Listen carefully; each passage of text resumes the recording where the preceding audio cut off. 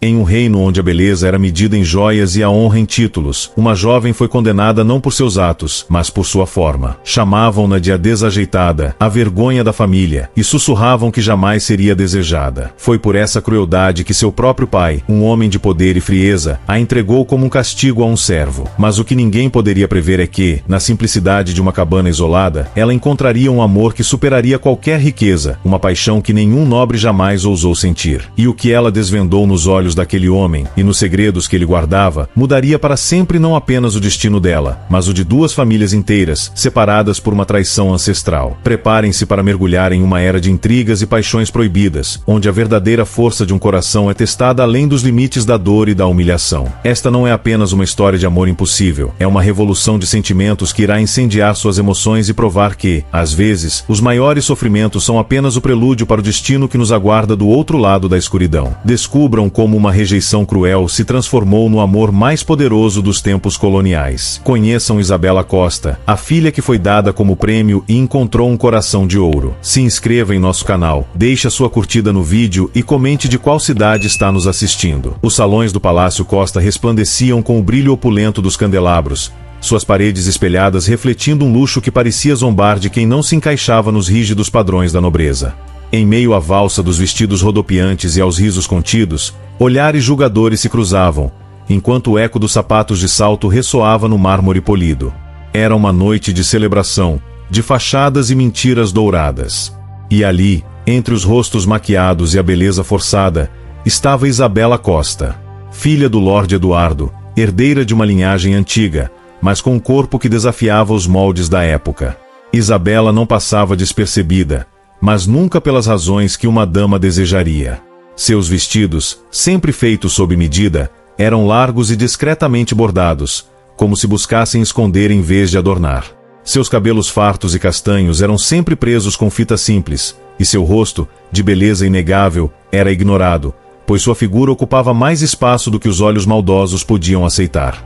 Naquela noite, Isabela movia-se pelo salão com passos cautelosos. Sabia que era observada, que cada risada abafada poderia ser sobre ela, mas mantinha a postura ereta. O que ela não esperava era a crueldade iminente. Um grupo de jovens fidalgos conversava perto da fonte de mármore branco. Entre eles, o Marquês Guilherme, o homem que seu pai havia sutilmente sugerido como um possível marido. Ouvi dizer que seu pai pretende casá-lo com a senhorita Isabela, provocou um dos amigos, autossuficiente para que todos ouvissem. Guilherme esboçou um sorriso cruel e respondeu: só me casaria com ela para carregar as bagagens da família ou para me proteger de tiros de canhão. Com esse tamanho, nem preciso de guarda-costas. As gargalhadas explodiram como bombas no ar. A risada foi o que mais doeu. Isabela estava a poucos metros, parou, fingiu não escutar, mas seus olhos se encheram de lágrimas quentes. Seu coração se contraiu como um pássaro ferido. O salão continuava girando, mas dentro dela o tempo congelou. E foi nesse silêncio interior que ela viu, ao fundo do salão, seu pai, o Lorde Eduardo, observando toda a cena. Ele não fez nada, não se aproximou, não a defendeu, apenas virou o rosto como se nada tivesse acontecido. Naquela noite, Isabela não dançou, apenas esperou o momento de subir para seu quarto, tirar o vestido apertado, soltar o cabelo e se olhar no espelho oval que a acompanhava desde pequena.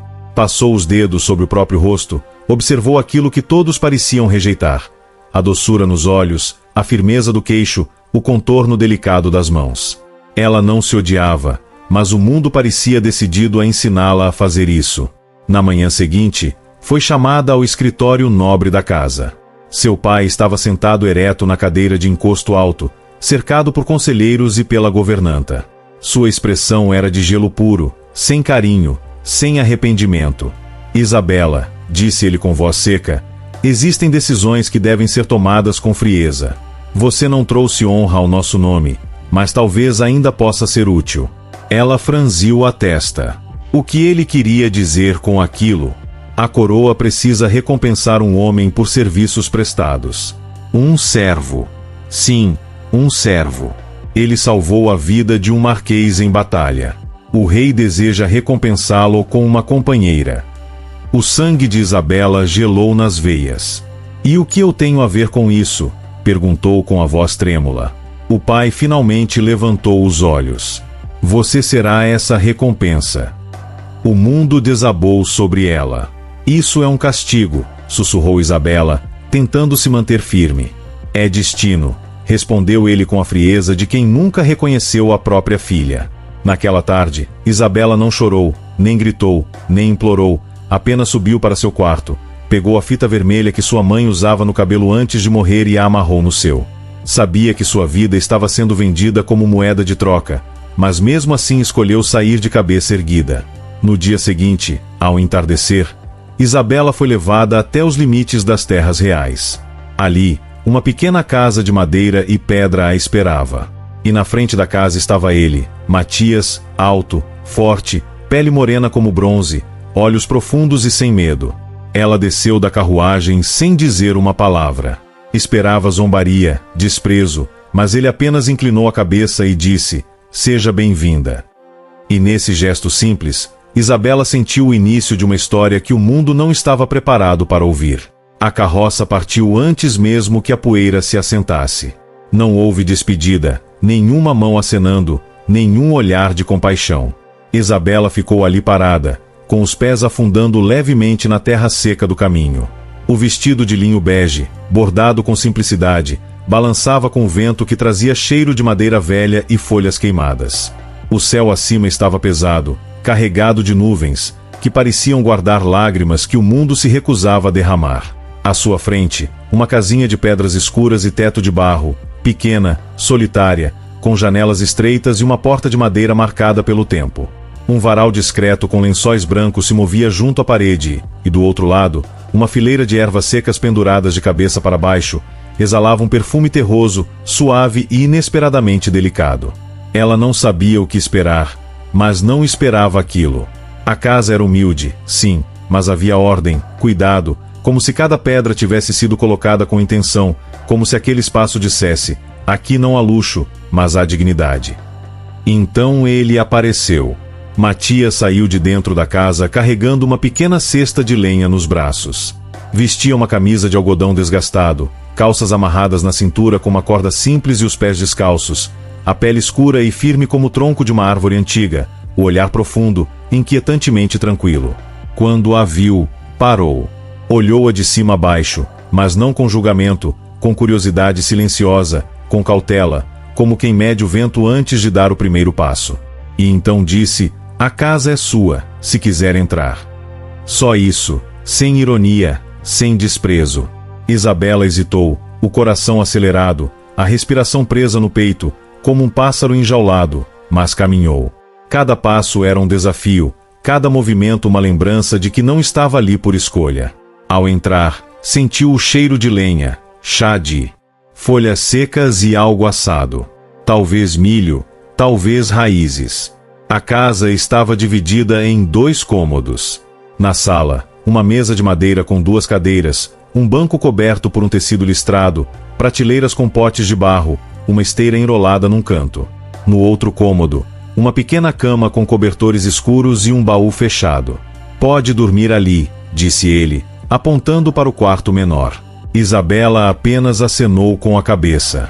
Ainda não encontrara sua voz. Matias voltou para a cozinha. Acendeu o fogo com movimentos firmes e silenciosos. Fez uma infusão com folhas verdes. O som da água fervendo era o único ruído. "Está com fome?", perguntou.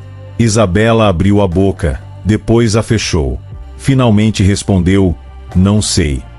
Matias colocou um prato com um pedaço de pão e raízes cozidas sobre a mesa. Depois se afastou sem se sentar. Ela se aproximou, sentou-se, comeu devagar. A comida era simples, mas bem feita. Isso também a desconcertava. Esperava abandono, indiferença, talvez até humilhação, mas encontrava espaço. Naquela noite, deitou-se na cama com os olhos abertos. Ouvia o vento bater na parede externa. Ouvia passos leves de Matias na outra sala. Nada mais. Nenhuma tentativa, nenhuma palavra a mais. Apertou a manta contra o peito, lembrou das palavras do pai, moeda de troca. E agora ali estava ela numa casa de pedra ao lado de um homem que a via, mas não a consumia, que a notava, mas não a julgava. No meio da madrugada, acordou com o som da chuva. Gotas tamborilavam sobre o teto de barro. Isabela se levantou devagar, caminhou até a janela. Lá fora, a luz da lamparina acesa iluminava o rosto de Matias, que se sentava na varanda, observando a escuridão como quem conversa com ela. Ela ficou ali imóvel, olhando de longe, e, nesse instante, algo sussurrou dentro dela. Não era medo, nem raiva, era outra coisa, uma inquietação nova, como se alguém pela primeira vez a estivesse tratando como igual, não como fardo, não como vergonha, não como castigo, mas como presença. Voltou para a cama, fechou os olhos com força e pensou: se ele não me odeia, por que dói tanto? O silêncio de Matias era um espelho e nele havia tantas rachaduras. Mas ali, na casa simples do servo, nascia a primeira semente de uma nova história. Uma história onde, talvez, só talvez, ela não fosse apenas o que diziam que era. O silêncio da madrugada era espesso, quase sólido, um véu escuro cobrindo o mundo.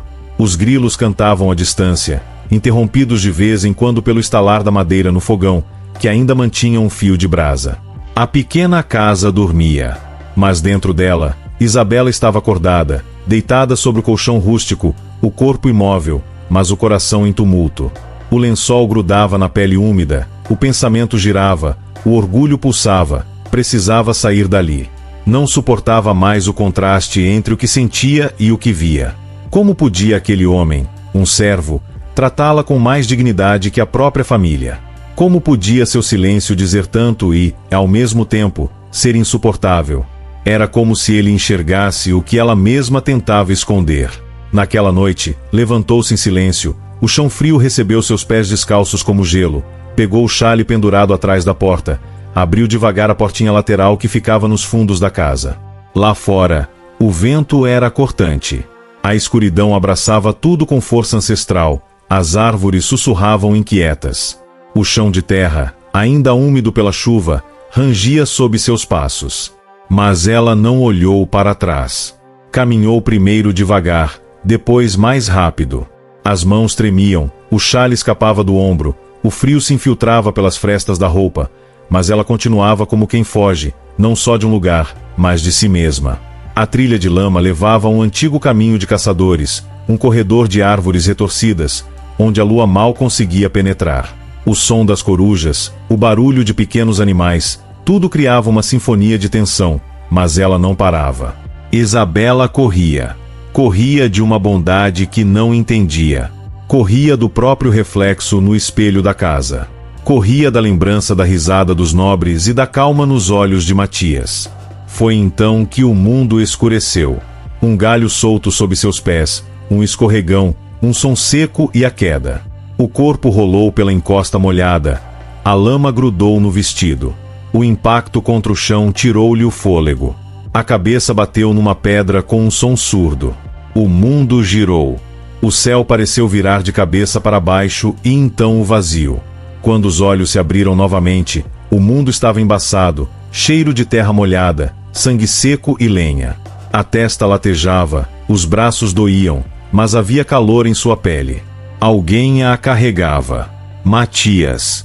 Ele a segurava com firmeza, o rosto sério, a respiração ofegante. Estava coberto de suor, lama e alívio. Chegaram à casa. Ele a deitou com cuidado na cama. Passou um pano úmido sobre sua testa. A água estava morna, o gesto gentil. A alma de Isabela tremia mais que seu corpo. "Por quê?", murmurou ela com voz fraca, como folha ao vento. Matias a olhou, os olhos profundos, cansados, mas cheios. "Por que você me foi entregue?", respondeu em voz baixa. "E eu não rejeito o que a vida traz com respeito." Ela virou o rosto, as lágrimas escorrendo em silêncio. Ele saiu, voltou minutos depois com um novo pano, uma tigela com raízes amassadas e mel morno. Alimentou-a em silêncio, cuidadosamente, como se cuidasse de algo precioso. Nos dias seguintes, Isabela ficou fraca. Veio a febre, os calafrios. Mas Matias sempre estava ali. Trocava as compressas, preparava sopas, sussurrava palavras que ela não entendia numa língua antiga, ancestral, e cada gesto derrubava mais um muro. As crianças da aldeia deixavam flores na janela.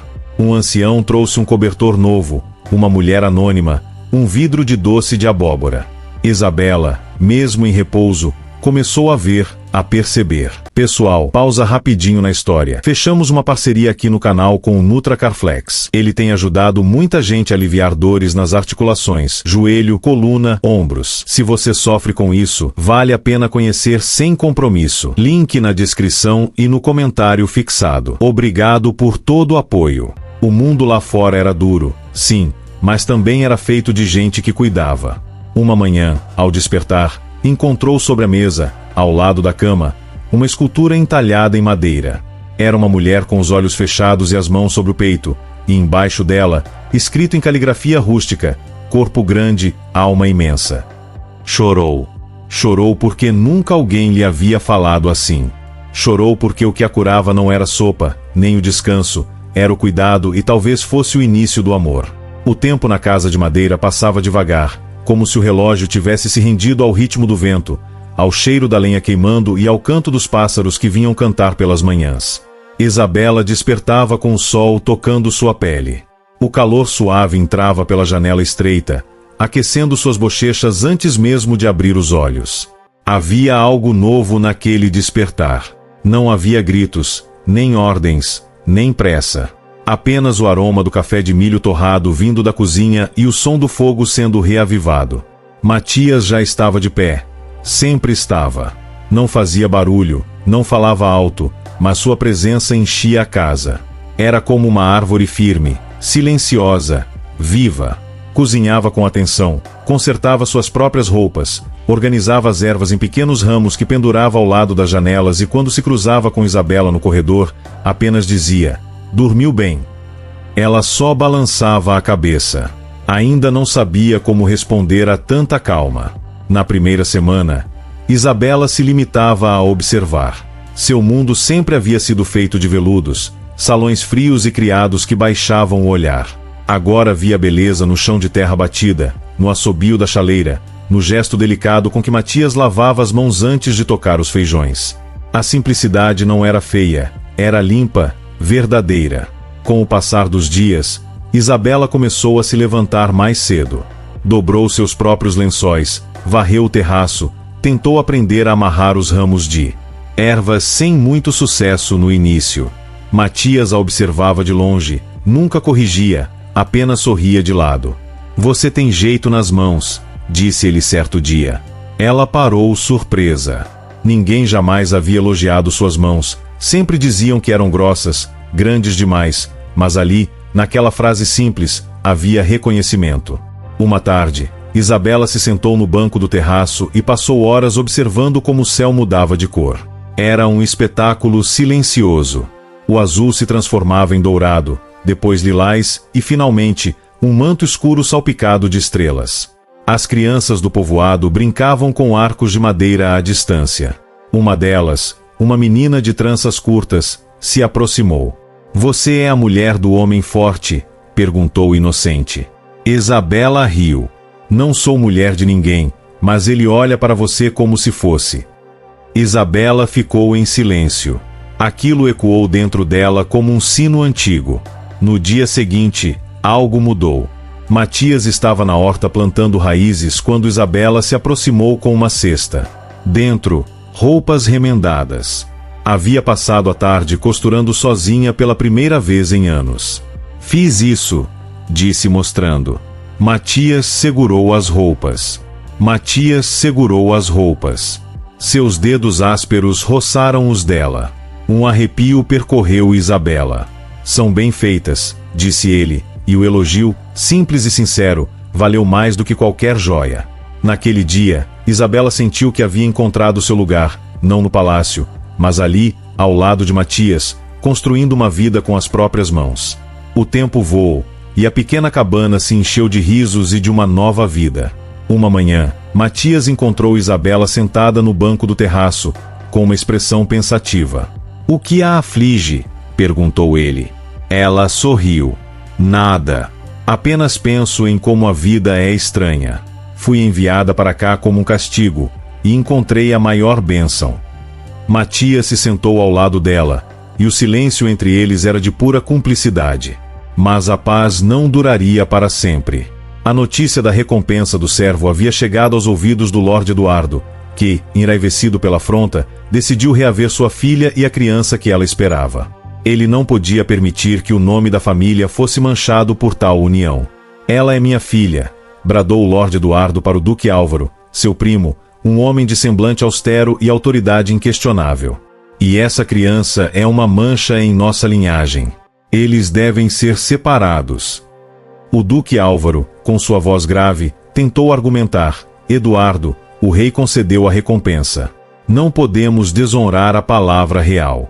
Mas o Lord Eduardo estava cego pela fúria e pelo orgulho ferido. "A palavra real pode ser reinterpretada. O servo será enviado para as minas, onde morrerá em poucos anos, e a criança voltará para o convento, onde ficará até morrer de velhice." "Essa é sua misericórdia?" perguntou Isabela, que havia chegado ao local, com ironia na voz. "É mais do que vocês merecem", respondeu o Duque Álvaro, com um tom de voz que não admitia réplica. Foi então que algo inesperado aconteceu. Do meio dos soldados, um homem mais velho se destacou. Era o capitão Elias, um veterano de muitas batalhas, com cicatrizes no rosto e olhos que haviam visto muito sofrimento. "Meu senhor", disse ele com voz respeitosa, mas firme, "posso falar?" O Duque Álvaro franziu a testa. "O que é, capitão Elias?" "Conheci o pai desta criança", disse o capitão, olhando para a pequena Sofia, que se agarrava à saia de Isabela. "Lutei ao lado de Matias em 3 batalhas. Ele salvou minha vida 2 vezes." O ar ficou ainda mais tenso. "E?" perguntou o Duque Álvaro com impaciência. "Um homem que salvou vidas não merece ver sua família destruída", disse o capitão, "especialmente quando não cometeu crime algum." O Duque Álvaro ficou vermelho de raiva. "Você está questionando minha autoridade, capitão." "Estou questionando se está verdadeiramente à vontade do rei", respondeu o capitão sem recuar. "Ou apenas a sua." O confronto entre os 2 homens criou uma rachadura na autoridade do Duque Álvaro. Alguns soldados começaram a murmurar entre si. Isabela percebeu que aquele era o momento. Deu um passo à frente e falou alto para que todos ouvissem. "Capitão Elias tem razão. Matias serviu ao reino com honra, salvou vidas nobres em batalha e sua recompensa foi ser separado da mulher que amava, ter sua filha roubada e viver como servo." Ela se virou para os soldados. "Vocês que lutam por suas famílias acham justo um homem ser punido por defender a sua?" Os murmúrios ficaram mais altos. Alguns soldados baixaram as armas. O Duque Álvaro percebeu que estava perdendo o controle. "Silêncio!" gritou. "Eu represento o rei." "Então prove", disse uma voz forte vinda da estrada. Todos se viraram. Um cavaleiro solitário se aproximava usando as cores reais. Quando chegou mais perto, o Duque Álvaro empalideceu. Era o príncipe Arthur, irmão mais novo do rei, conhecido por sua justiça e sabedoria. "Meu primo Álvaro", disse o príncipe Arthur descendo do cavalo. "Que conveniente encontrá-lo aqui." O Duque Álvaro gaguejou. "Eu estava cumprindo ordens reais." "Ordens que eu desconheço", disse o príncipe Arthur com frieza, "pois fui eu quem redigiu a recompensa original para este homem." Ele apontou para Matias. "Você salvou a vida do Marquês de Sevilha, não foi?" Matias assentiu. "Sim, meu senhor." "E sua recompensa foi uma companheira, não uma serva", continuou o príncipe Arthur. "Uma companheira livre para escolher ficar ou partir." O Duque Álvaro tentou protestar, "Mas ela é uma nobre, não pode. Ela pode escolher sua própria vida", interrompeu o príncipe Arthur, especialmente depois de ser tratada como propriedade por sua própria família. Ele se virou para Isabela. "Senhora, você foi entregue contra sua vontade?" "Sim, meu senhor", respondeu Isabela. "E agora escolhe ficar por sua própria vontade?" "Sim." O príncipe Arthur assentiu. "Então não há crime aqui. Apenas uma família se formando através do amor, não da força." O Lord Eduardo não conseguiu mais se conter. "Ela é minha filha. Tenho direitos sobre ela." Tinha, corrigiu o príncipe Arthur, até o momento em que a entregou como objeto. Naquele instante, você perdeu todos os direitos de pai. Ele se virou para o duque Álvaro, e você, primo, excedeu sua autoridade. O rei ficará sabendo desta tentativa de abuso de poder. O duque Álvaro recuou, sabendo que sua posição estava em perigo. O príncipe Arthur olhou para Sofia, que observava tudo com olhos arregalados. E você, pequena, disse ele com voz gentil, onde prefere ficar? Com minha família, respondeu Sofia, sem hesitar, agarrando as mãos de Isabela e Matias. Então assim seja, declarou o príncipe Arthur. Por autoridade real, eu declaro esta família livre e protegida pela coroa. A vitória foi completa. O duque Álvaro e o lord Eduardo partiram em derrota, levando consigo apenas sua raiva e humilhação. O príncipe Arthur permaneceu para um último conselho. Vivam bem, disse ele, mas vivam discretamente. Ainda há muitos que não entendem que o amor verdadeiro não conhece fronteiras de classe ou cor. Naquela noite, os três se abraçaram sob as estrelas. Haviam enfrentado a maior tempestade de suas vidas e emergido mais fortes. Agora somos verdadeiramente livres, disse Isabela. Agora somos verdadeiramente família, disse Matias. Agora podemos começar nossa própria história, disse Sofia. E sob o céu estrelado, uma nova vida começou. Uma vida construída não sobre títulos ou riquezas, mas sobre a única coisa que realmente importa, o amor verdadeiro. A porta de madeira havia sido pintada de azul claro. No pátio, flores brotavam ao redor de vasos feitos com cabaças cortadas. O aroma do sabão de ervas, preparado em grandes panelas de ferro, se espalhava pelo ar. Crianças corriam rindo entre as plantações de milho. Mulheres cantavam canções antigas enquanto costuravam ao sol. A antiga casa de Matias agora era chamada por todos de Refúgio do Vale, e quem a mantinha viva era Isabela. Ela caminhava com um vestido de linho cru, o cabelo preso com lenço bordado por Sofia e os pés descalços, marcando a terra como raízes que se firmam. Seus olhos já não buscavam aprovação, agora buscavam um propósito. Depois da vitória contra o duque Álvaro e a proteção real conquistada, Isabela decidiu transformar a casa em algo maior que um lar. Decidiu convertê-la em acolhimento, em novo começo. Mulheres jovens que haviam sido expulsas da corte por engravidar sem permissão. Meninas órfãs das guerras de fronteira, filhas esquecidas, viúvas sem destino. A elas, Isabela oferecia refúgio, ensino, respeito. Cada uma tinha sua função.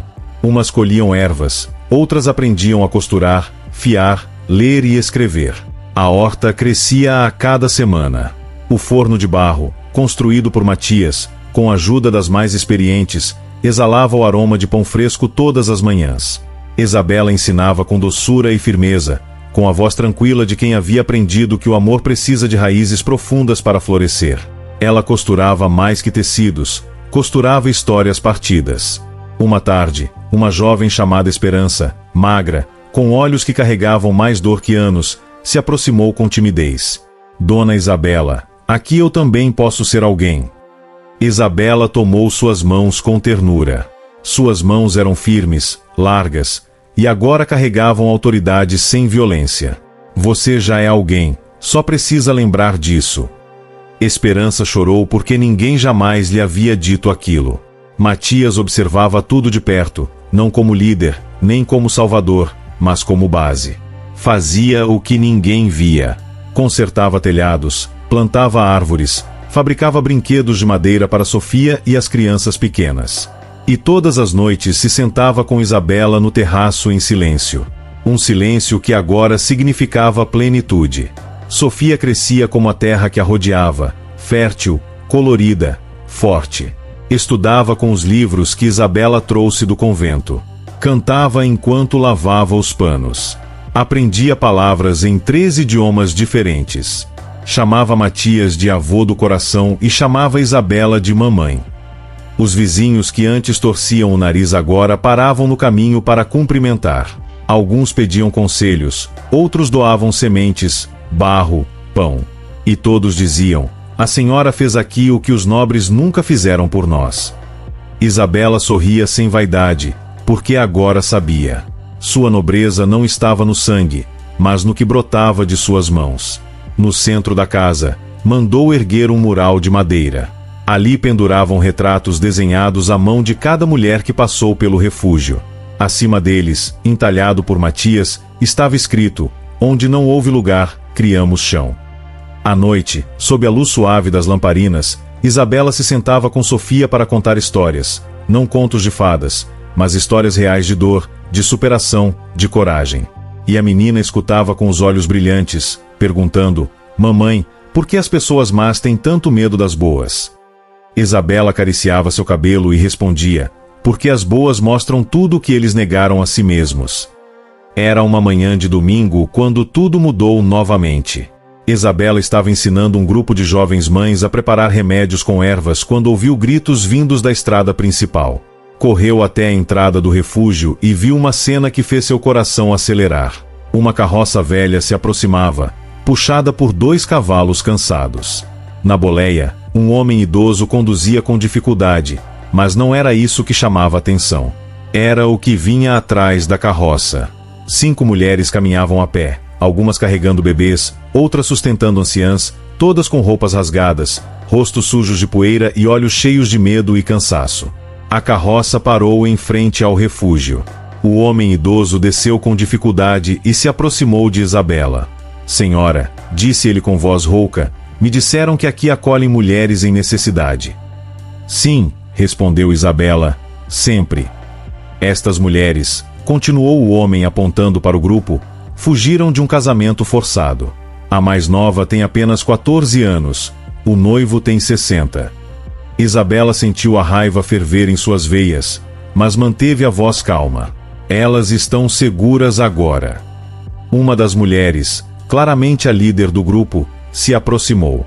Era uma mulher de meia idade, com cabelos grisalhos e olhar determinado. Eu sou Carmela, disse ela. Estas são minhas filhas e netas. Fugimos durante a noite, mas eles vão nos procurar. Quem? Perguntou Matias, que havia se aproximado ao ouvir a conversa. Dom Estevão, o Vasconcelos, respondeu Carmela com voz carregada de ódio. Um senhor de terras que coleciona esposas jovens, já enterrou 4. Isabela e Matias trocaram olhares. Conheciam a reputação do homem, cruel, poderoso e protegido pela corte. Ele tem soldados, continuou Carmela. Vai vir atrás de nós. Sofia apareceu correndo, atraída pela movimentação, quando viu as crianças cansadas e sujas, imediatamente correu para buscar água e pão. Vocês ficam, disse Isabela com firmeza. Ninguém será entregue contra sua vontade, não enquanto eu estiver aqui. Aquela noite, o refúgio se transformou numa fortaleza. Matias organizou turnos de vigia. As mulheres mais experientes ensinaram as recém-chegadas onde se esconder em caso de perigo. Isabela distribuiu facas de cozinha para quem soubesse usar. Não vai dar certo, disse Carmela com desespero. Ele tem poder demais. Vai nos destruir a todos. Talvez, admitiu Isabela. Mas se vamos cair, cairemos lutando. E se sobrevivermos, outras mulheres saberão que é possível resistir. 3 dias depois, como Carmela havia previsto, Dom Estevão chegou com uma escolta de 15 homens armados. Era um homem gordo, com barba grisalha e olhos pequenos e cruéis. Vestia roupas caras e montava um cavalo branco ornamentado. Saiam da casa, gritou ele. Venho buscar o que é meu. Isabela apareceu na porta, flanqueada por Matias e várias mulheres do refúgio. Nada aqui é seu, respondeu ela com voz firme. 5 mulheres da família Herrera me foram prometidas em casamento, disse Dom Estevão. Elas são legalmente minhas esposas. Casamento forçado não é casamento, replicou Isabela. É escravidão. Dom Estevão riu com crueldade. Palavras bonitas de uma mulher que vive com um servo. Vocês têm 5 minutos para entregá-las ou invadimos a casa. Foi então que algo inesperado aconteceu. Do interior da casa saíram não apenas as 5 mulheres da família Herrera, mas todas as outras que viviam no refúgio. 23 mulheres no total, incluindo Sofia. Todas carregavam alguma coisa, facas de cozinha, foices, machados de lenhador, pedras grandes. Seus olhos brilhavam com determinação. Carmela deu um passo à frente. Senhor Vasconcelos, vamos fazer um acordo. Que acordo? Perguntou ele com desprezo. Lute contra uma de nós. Se ganhar, leva quem quiser. Se perder, vai embora e nunca mais volta. Dom Estevão gargalhou. Lutar contra uma mulher, isso é ridículo. Tem medo? Provocou Carmela. A provocação funcionou. O orgulho masculino de Dom Estevão foi atingido em cheio. Está bem, disse ele descendo do cavalo. Mas quando eu ganhar, levo todas vocês. Aceito, disse Carmela. Mas Isabela deu um passo à frente. Não, se alguém vai lutar, sou eu. Isabela, não, sussurrou Matias. Eu comecei este refúgio, disse ela com determinação. É minha responsabilidade defendê-lo. Dom Estevão olhou para Isabela e riu ainda mais alto. Uma gorda contra mim? Isso vai ser mais fácil que imaginei. As palavras dele ecoaram no ar como uma bofetada, mas Isabela não recuou, pelo contrário, sorriu. Senhor Vasconcelos, disse ela com calma. O senhor está prestes a descobrir que subestimar uma mulher determinada é o maior erro que um homem pode cometer. O duelo estava marcado. Seria ali mesmo, no pátio do refúgio, testemunhado por todos. As regras eram simples. Quem caísse primeiro perderia. Matias se aproximou de Isabela. Você não precisa fazer isso. Sim, preciso, respondeu ela. Não apenas por elas, mas por todas as mulheres que um dia foram chamadas de inadequadas. Sofia abraçou sua cintura. Mamãe, você vai ganhar. Isabela sorriu e acariciou o rosto da menina. Vou lutar como se minha vida dependesse disso. Porque depende. O círculo se formou. Homens de um lado, mulheres do outro.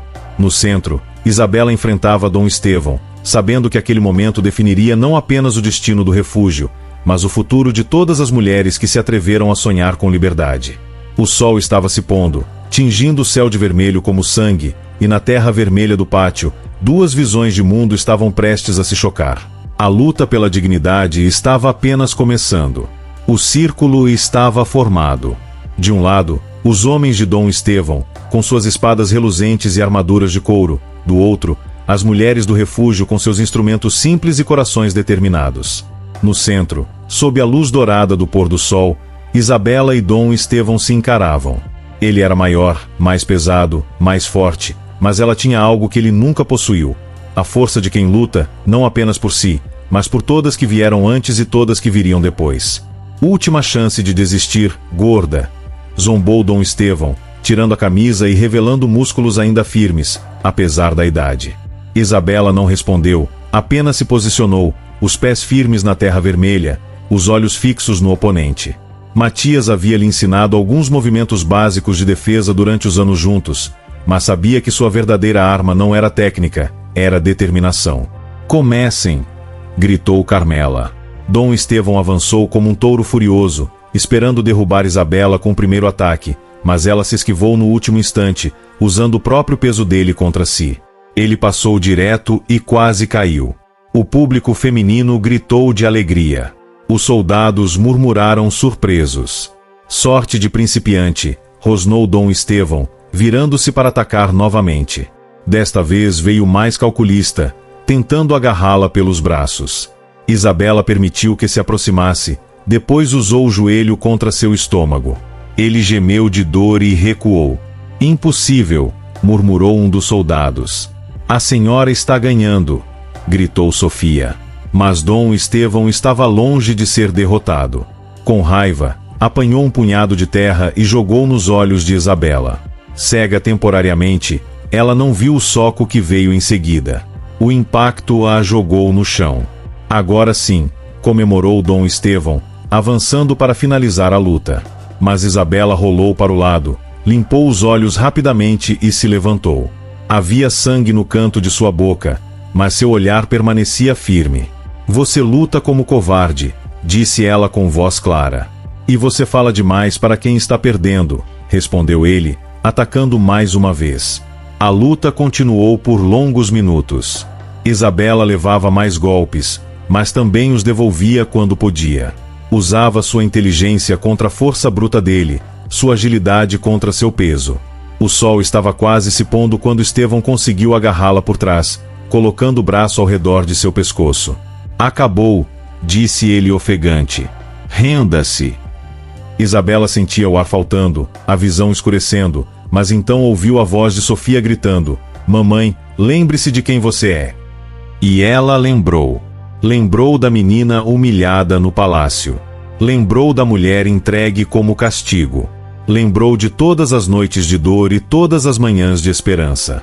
Lembrou de cada mulher no refúgio que encontrou força para recomeçar. Com o último fôlego que lhe restava, Isabela usou toda a sua força para se soltar. Ela girou, desequilibrando Dom Estevão, e com um movimento rápido, o empurrou com toda a sua massa corporal. Ele, pego de surpresa, tropeçou e caiu de costas no chão, batendo a cabeça com um baque surdo. Um silêncio chocado tomou conta do pátio. Dom Estevão estava caído, imóvel. Isabela, ofegante, mas vitoriosa, permaneceu de pé. As mulheres do refúgio explodiram em gritos de alegria e aplausos. Os soldados de Dom Estevão, vendo seu líder derrotado, baixaram as armas e recuaram. Aquele dia marcou o fim da tirania de Dom Estevão e o início de uma nova era para o refúgio do Vale. Isabela, Matias e Sofia, junto com todas as mulheres que ali encontraram abrigo, provaram que a verdadeira força reside na união, na coragem e no amor. E assim, a história da mulher que foi chamada de desajeitada se tornou a lenda da mulher que, com sua imensa alma, construiu um refúgio de esperança e liberdade, onde o amor floresceu contra todas as adversidades.